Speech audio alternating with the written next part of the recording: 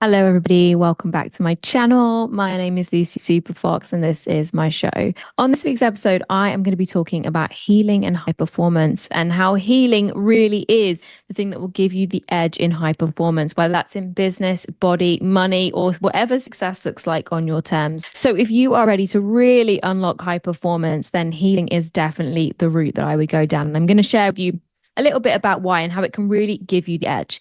But first, in order to do that, I really wanted to touch on some of the more strange symptoms of burnout and some of the more unusual symptoms that we sometimes don't actually realize are connected. And that happens because we're caught in the hustle trap. We're caught in the energy of expectation and obligation and what other people think we should be doing and what we've read online and what the roadmap to success was paved as. And the truth is, burnout isn't always this big, overwhelming, nervous breakdown, can't do anything, can't get out of bed moment. It's often much smaller than that.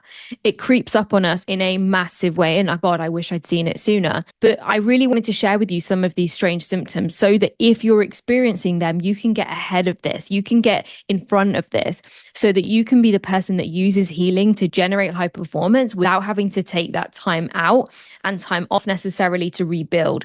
Because that's the challenge when we've moved into burnout and we've moved into a nervous system in shutdown, a nervous system that doesn't feel safe, a nervous system that's just absolutely fried, for want of a better term. The truth is, coming back from that is going to take a real element of restoration and relaxation, bringing kind of that sense of calm and safety to your nervous system before it's willing to put itself out there again and expand. But if you can catch this early, much like if you catch a virus or something else early, you kind of, you interrupt the pattern in the cycle, that's exactly the same thing. So let's dive into some of the early symptoms, as it were, of burnout. The first one is this kind of lackluster. It's this energy of just not being quite the same, not being quite the focus, not being quite the same energy channel that you were for the thing that you're doing. So no matter what it is you do for work, no matter what your business is, no matter what your career is, no matter what your life looks like, if you start to realize that the things that used to light you up no longer light you up, that's a sign that it's time to review. There's time to refresh. There's time to look at and reinvigorate that area of your life. So that would be my first thing, to always be looking at the areas of your life and saying to yourself, is this bringing me joy? Now, I would not have told you that joy was anywhere on my success metrics. My success metrics when I was building my business in the early years and, even in growing up really as a teen, my success metrics were about the grades I got, how much money I made, how many clients I had, or the results I was getting my clients. It was all about achievement. It was all about the stuff and the things. It was about, the next thing I was going to purchase or the next trip I was going to go on. And it was very fast paced. And like I said, I would never have put joy on my measure of success list. But the truth is, all of those things, and, I knew this intellectually, but I think there's a difference between knowing in your head and knowing in your body. And in fact, side note, one of the biggest indicators of high performance is somebody that walks things out in their life, that doesn't just know them in their head. And so you can know everything I say to you in every single podcast, in every single video, in every single one of my training programs.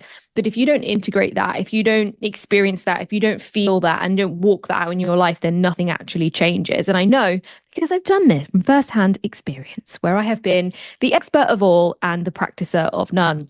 So if you are in that stage where there's lackluster in your life and there's that kind of, lack of connection with the things that you used to love. And for me, the first sign of it was actually the gym. It was actually me training in a gym that I first noticed this before it showed up in my work.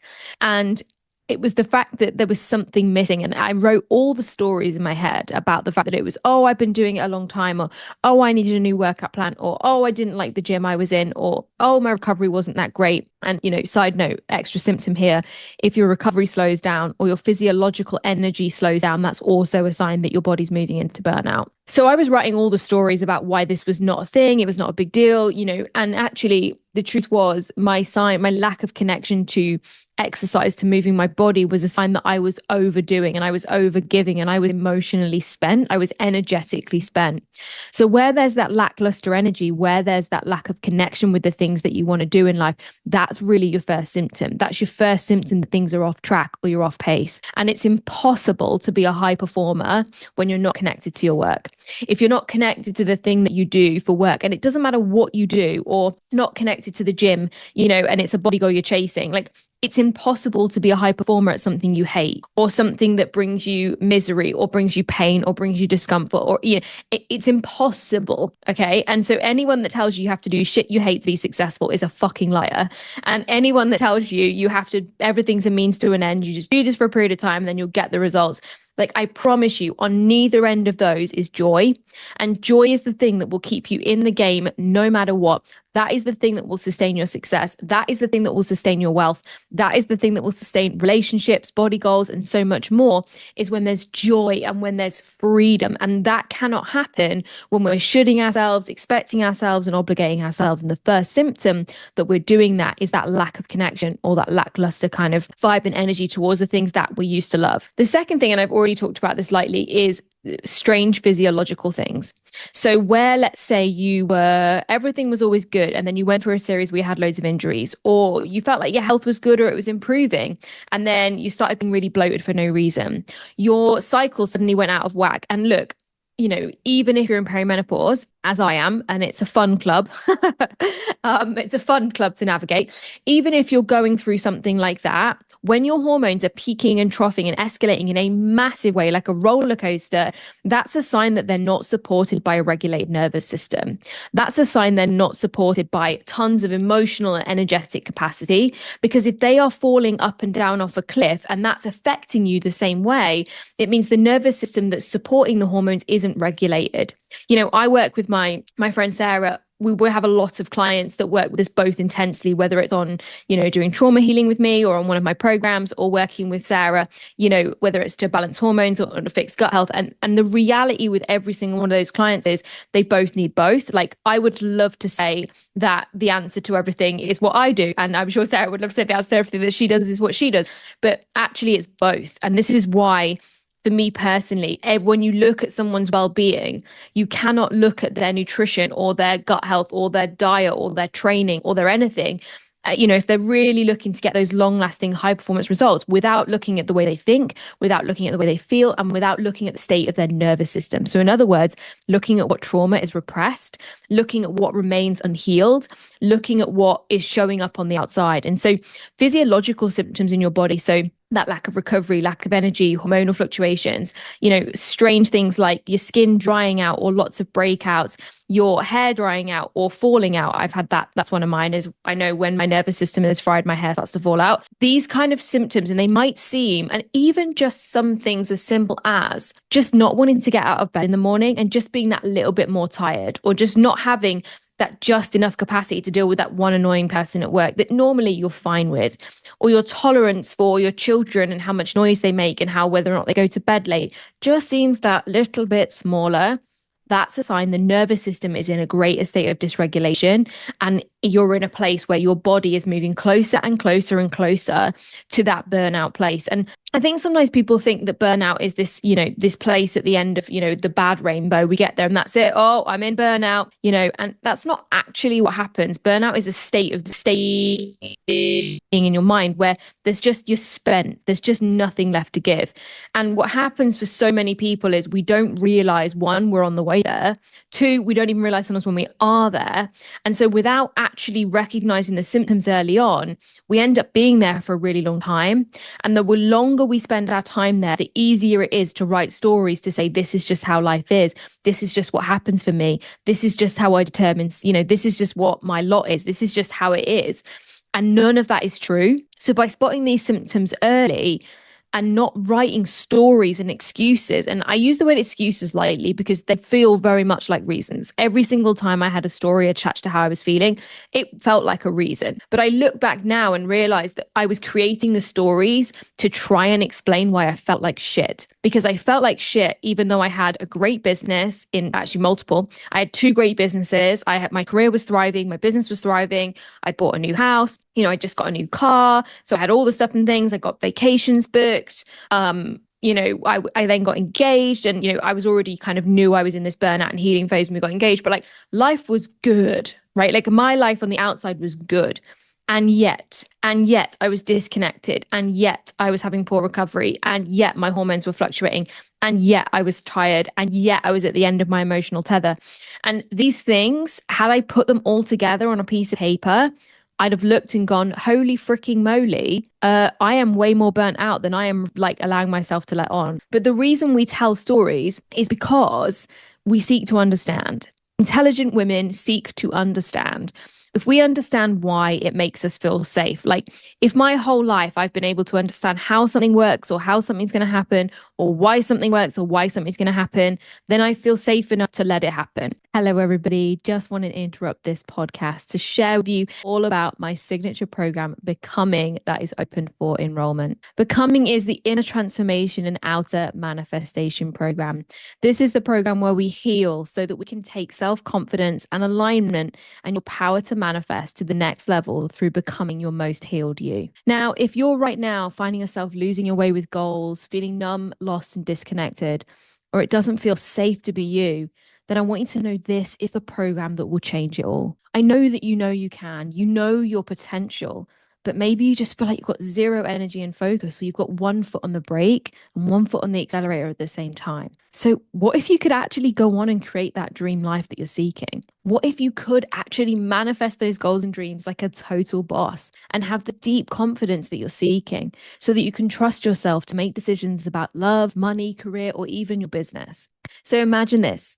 The anxiety is gone. You're fully in your body, feeling aligned, certain, and on purpose. The pressure's off because you deeply know that you are good enough, and you create in your business or your career because you choose to. And the shame, the should, the expectations are things of the past. You know who you are with a sense of confidence and certainty that makes your energy freaking electric. The transformation's obvious. You feel different, you look different, you sound different, and then the magic shows up, all because you said yes to becoming. So if you are ready to go on that journey of inner transformation to deeply heal so that you can create the outer transformation that you're seeking, you can join me inside the Becoming program, either self-paced or one-to-one at lucysuperfox.com/becoming. And to find out more, to deep dive and unlock the free Relaxed Transformation Masterclass, you can do that at lucysuperfox.com/relax. And I can't wait to see you inside. So if I understand that the reason that my business, trying to give you an example, that the a particular course didn't sell, if I understand the reason was because actually all my audience right now are focused on growth rather than healing. This is a terrible example, but go with it. Growth rather than healing. I then can understand that, and then I don't make it mean anything about me. So we seek to understand so that we don't have to make anything mean anything about us. And this is why we'll often blame outside scenarios and circumstances, like the pandemic took the blame for fucking everything, didn't it? Because it's way easier to blame something on the outside of our lives than it is to actually accept where we are, what needs to change, who we need to become, what needs to be healed, what wounds are surfacing, where we're fucking triggered. Because it's way easier to be like, oh, it was just the economy. Oh, it was just a situation. And I think as much as that allows you to feel better in the moment, it doesn't actually create change. And so when we seek to understand and we write stories about why things are happening for us, they are stories. And being willing to actually sit with yourself and recognize the strange symptoms that might be happening, the lack of connection to the things that you used to freaking love, and sit there and be honest with yourself and say, hey, I think there's some unhealed stuff here coming to the surface. That's one of your first steps to become a mega, mega, mega high performer. The high performer concept is one that came about from kind of the hustle culture, that high performance is about how efficient we can be and how productive we can be. And, and there was before the rise of AI, it was all about productivity and efficiency and, the concept of like the 4-hour work week. Let's automate everything and get everything down so we're not engaged and involved in our business. Let's just get everything automated and done so that we can just live and have nothing to do. And I personally moved in that direction for a long time. I was all about speed. I was about efficiency. I was about making things faster and better. And look, there is everything to be said for making more money in less time. There is everything to be said for building a business that supports you. There is everything to be said for residual recurring income, for payments, for repeat payments and payment plans, all to be said for those things. But what that energy and mindset can do is actually disconnect you from the mission and the purpose you started with in the first place. Because it's all about getting to this imaginary destination where you don't have to do anything. But I don't know about you, I didn't start my business to not do anything. I started my businesses because I genuinely was in love with what I was doing. I genuinely had a mission. I was connected to that mission. I was on purpose with that mission. And so a huge part of the hustle culture narrative around this efficiency, productivity, and performance actually can drain a lot of the love and a lot of the joy and a lot of the passion out with the things that you actually started your business or your career for, because you're constantly trying to improve and get better without actually thinking about what it is that you love to do. It's like when I stopped doing one-to-one mindset coaching for a period of time and just sold my digital courses because I had other things that were creating the money. I personally didn't need to do it financially. And actually, I think that was one of the biggest turning points of me realizing I'd gone in the wrong direction with my business, because I fucking missed it. I missed it so much, but I didn't know I was missing it. I just wasn't connected to my business. I wasn't in love with it. I was like, what the fuck is happening?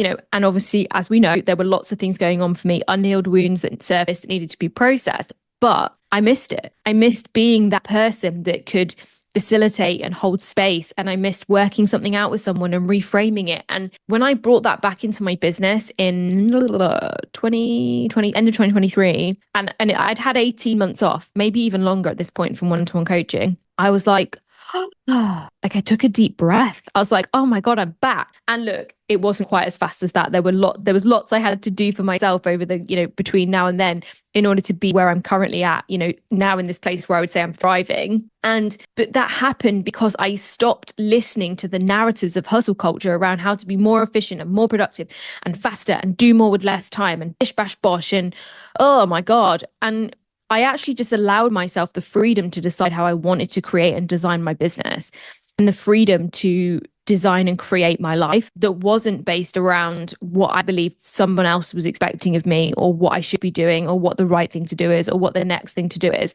and actually decided what the fuck I wanted to do. But yet so many of us have got unhealed wounds around performance, achievement, being seen, being validated, being heard, that we will always be looking for a new strategy outside of us. We will always be looking for somebody to tell us, this is how you fucking do it. You do it. You're a good girl. You get your A star. You get your gold star. We had a gold star tree when I was growing up. That was, I now see the trauma that the star tree created. But this recovering overachiever, like if you have any of that good girl trauma, like that good girl energy that always wants to do the right thing by the right people and always wants to overachieve and is always like, I promise you, your business will burn you out no matter what, because that energy doesn't create that beautiful, authentic freedom and flow. What it creates is this rigid process, structure, automated. And if that's your vibe, go work with tech, don't work with people. Right? Go work with products, don't work with services. Because if you want to be in a place where you're actually in flow and you love what you do and there's connection and soul and passion, like that's human centric, right? That's not about efficiency and performance. That's human centric. And so one of the biggest ways that I believe becoming a high performer, and I'm going to tell you what I define being a high performer as, is to actually be heart-centered and to be led by not just my intuition, but the balance of my intuition and my inner knowing, and that sense of my cognitive knowledge. So what I know as in like intellectually know, balanced with my intuition of what feels good, what feels right, what feels like it's, aligned with me. Like a great example of this is there's this concept in this book called the 5 a.m. Club. And don't get me wrong, I've done it. I've tried to do it. I spent years trying to be the person that got up early. And honestly, it just fucked me. I was like, it made me miserable. I wasn't efficient at all. That first minute morning of the day when I had task-based work, that was great. But that wasn't actually the bit that turned the wheels in my business. The ticking off tasks wasn't what created new clients. That wasn't what created momentum. That wasn't what attracted wealth. That was just the doing stuff, right? That was like admin. Now, my husband is totally different. He is like, wake up at 5 a.m., crack the fuck on. But his business supports that model. He has a business that is more task-based, right? So for me, I realized that actually one of the best ways for me to become a high performer was to work out when it was best for me to work. Now, you might be in a situation right now where you have a full-time job and you're building a side hustle. You might be in a situation where your hours are set based on your career. And look, I fully get that. But just take the example and you could apply this to anything, right? I worked out what was best for me rather than what was best for a high performer. Because what is best for me is always going to make me a higher performer. What feels good to me is always going to make me a higher performer. What feels aligned and right and on purpose is what's going to make me a high performer. Being a high performer to me is about being on purpose, having direction, having clarity, wanting to work, and being a vibrational magnet for wealth. Try being a vibrational magnet for wealth and abundance growing and scaling the space you can hold for clients or, sales, try doing that when you're fried, doing things you fucking hate, and doing them at the time when you're absolutely at your worst because you think that's what you should do to be a high performer.